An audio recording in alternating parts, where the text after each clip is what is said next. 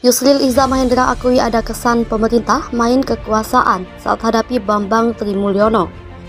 Nah, ketika sarana yang disediakan oleh hukum sudah ditempuh, mestinya semua organ negara termasuk aparat penegak hukum dan pihak lainnya yang terkait harus memberikan ruang untuk apa? Pembuktian, baik secara perdata maupun secara pidana, bukan malah mempersekusi, merepresi penggugat dengan tindakan balasan yang dapat dinilai itu bersifat represif.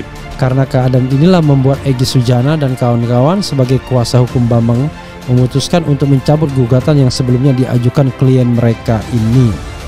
Menanggapi hal tersebut, advokat akademisi di bidang hukum tata negara dan politikus Yusril Iza Mahendra mengatakan ia menyayangkan mengapa polisi menahan Bambang Tri dalam dugaan melakukan tindak pidana pencemaran agama.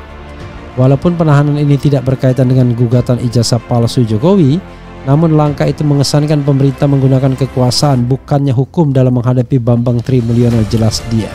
Banyak ahli hukum, ya, dan banyak orang yang akan mendukung Jokowi saya kira. Tetapi memang di sini persoalannya seberapa banyak pun, tapi kalau misalnya bukti-bukti bahwa dirinya itu tidak bisa kuat untuk menunjukkan ijazah asli, ya ini memang menjadi persoalan yang cukup berat itu, ya. Dan kalau pengacara Jokowi itu sudah hadir di pengadilan, lalu Bambang Tri itu masih di dalam penjara, tidak bisa memberikan penjelasan terhadap gugatannya, ya ini di mana keadilannya? Kan tidak ada. Ilmu doang nggak cukup kalau nggak berani. Ilmu doang nggak cukup kalau nggak ada pengorbanan. Ilmu doang nggak cukup kalau nggak ada keikhlasan. Sayangnya ini tidak dilakukan oleh Prof. Yusril Iza Mahendra yang notabene cuma curhat doang di medsos. Coba Prof. Yusril mencoba lakukanlah gugatan ke pengadilan negeri. Untuk apa? Lanjutkanlah itu perjuangan Bambang Tri dan juga advokatnya, ya kan? Coba Bang Yusril gandeng DPR, gandeng DPRD. Nah itu baru TOP DGP. Tapi sayangnya cuma gabut.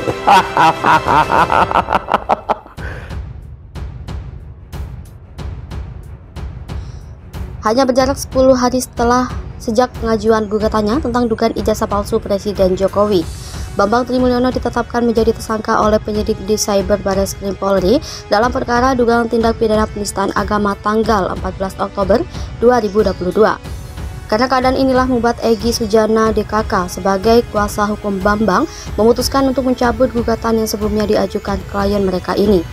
Menanggapi hal tersebut, advokat akademisi di bidang hukum tata negara dan politikus Yusril Iza Mahendra mengatakan ia menyayangkan mengapa polisi menahan Bambang Tri dalam dugaan melakukan tindak pidana pencemaran agama.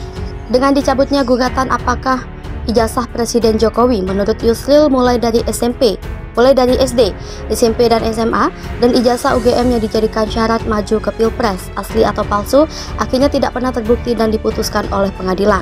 Jadi dalam analisisnya, Yusril mengatakan semestinya polisi tidak usah menahan Bambang Tri karena dia sedang mengajukan gugatan ijazah palsu Jokowi ke pengadilan. Di sisi lain sebaliknya juga semestinya para pengacara Bambang Tri tidak mengemukakan alasan karena Bambang Tri ditahan hingga sulit mengumpulkan bukti-bukti dan kemudian mencabut gugatan. Pakar hukum tata negara Yusril Iza Mahendra menilai penangkapan penggugat ijazah Presiden Joko Widodo oleh polisi terkait kasus dugaan penistaan agama mengesankan pemerintah menggunakan kekuasaan dalam menghadapi kasus tersebut.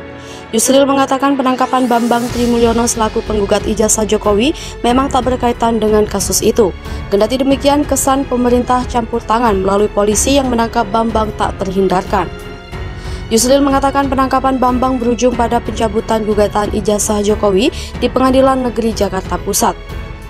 Musababnya, kuasa hukum Bambang yakni Egy Sujana dan Ahmad Kozinuddin tak bisa berkoordinasi dengan klien mereka untuk menyiapkan pembuktian di pengadilan. Yusril menuntutkan pencabutan pencabutan gugatan itu sejatinya merugikan Jokowi karena kasus gugatan ijazah palsu tersebut tak kunjung usai. Para pendukung dan para pejabat pemerintah serta penjabat dan teman seangkatan Jokowi akan ramai-ramai membuat pernyataan ke media. Mereka menyatakan menjadi saksi ijazah Jokowi adalah asli. Sebaliknya Bambang dan para pendukungnya tidak akan pernah berhenti menggunakan media yang ada untuk terus melancarkan serangan bahwa ijazah Jokowi palsu dengan bukti-bukti versi mereka. Sebelumnya penggugat ijazah Presiden Joko Widodo yakni Bambang Trimulyono akhirnya mencabut gugatannya tersebut. Melalui kuasa hukumnya yakni Ahmad Kozinudin, Bambang mencabut gugatan itu pada Kamis 27 Oktober 2022. Ahmad Kozinudin merasa kesulitan menyiapkan pembuktian lantaran kliennya kini ditahan dan berstatus tersangka. Alhasil ia tak bisa berkoordinasi dengan Bambang dalam menyiapkan pembuktian di persidangan. Tim kuasa hukum Bambang telah menyerahkan surat pencabutan dengan klasifikasi perkara perbuatan melawan hukum itu ke Pengadilan Negeri Jakarta Pusat pada Kamis sore kemarin. Menurut Kozinudin, Pengadilan Negeri Jakarta Pusat telah meminta surat pencabutan perkara itu. Yusril Iza Mahendra akui ada kesan pemerintah main kekuasaan saat hadapi Bambang Trimulyono. Hanya berjarak 10 hari sejak pengajuan gugatannya tentang dugaan ijazah palsu Presiden Jokowi, Bambang Trimulyono ditetapkan menjadi tersangka oleh penyidik di Cyber Barreskrim Polri dalam perkara dugaan tindak pidana penistaan agama tanggal 14 Oktober 2022. Karena keadaan inilah membuat Egy Sujana DKK sebagai kuasa hukum Bambang memutuskan untuk mencabut gugatan yang sebelumnya diajukan klien mereka ini. Menanggapi hal tersebut, advokat akademisi di bidang umum tata negara dan politikus Yusril Iza Mahendra mengatakan ia menyayangkan mengapa polisi menahan Bambang Tri dalam dugaan melakukan tindak pidana pencemaran agama.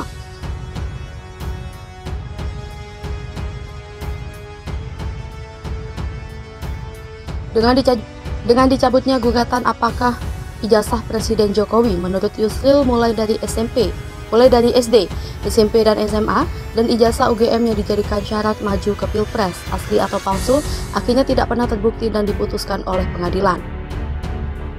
Jadi dalam analisisnya Yusril mengatakan semestinya polisi tidak usah menahan Bambang Tri karena dia sedang mengajukan gugatan ijazah palsu Jokowi ke pengadilan.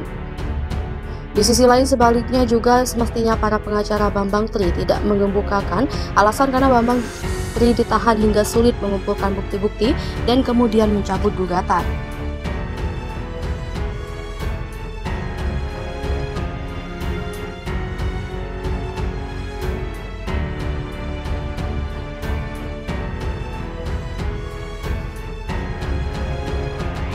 Penangkapan penggugat ijazah Jokowi kesankan pemerintah gunakan kekuasaan. Pakar Hukum Tata Negara Yusril Iza Mahendra menilai penangkapan penggugat ijazah Presiden Joko Widodo oleh polisi terkait kasus dugaan penistaan agama mengesankan pemerintah menggunakan kekuasaan dalam menghadapi kasus tersebut. Yusril mengatakan penangkapan Bambang Trimulyono selaku penggugat ijazah Jokowi memang tak berkaitan dengan kasus itu. Kendati demikian, kesan pemerintah campur tangan melalui polisi yang menangkap Bambang tak terhindarkan. Yusril mengatakan penangkapan Bambang berujung pada pencabutan gugatan ijazah Jokowi di Pengadilan Negeri Jakarta Pusat. Musababnya, kuasa hukum Bambang yakni Egy Sujana dan Ahmad Kozinudin tak bisa berkoordinasi dengan klien mereka untuk menyiapkan pembuktian di pengadilan. Yusril menututkan pencabutan gugatan itu sejatinya merugikan Jokowi karena kasus gugatan ijazah palsu tersebut tak kunjung usai. Para pendukung dan para pejabat pemerintah serta penjabat dan teman seangkatan Jokowi akan ramai-ramai membuat pernyataan ke media. Mereka menyatakan menjadi saksi ijazah Jokowi adalah asli. Sebaliknya Bambang dan para pendukungnya tidak akan pernah berhenti menggunakan media yang ada untuk terus melancarkan serangan bahwa ijazah Jokowi palsu dengan bukti-bukti versi mereka.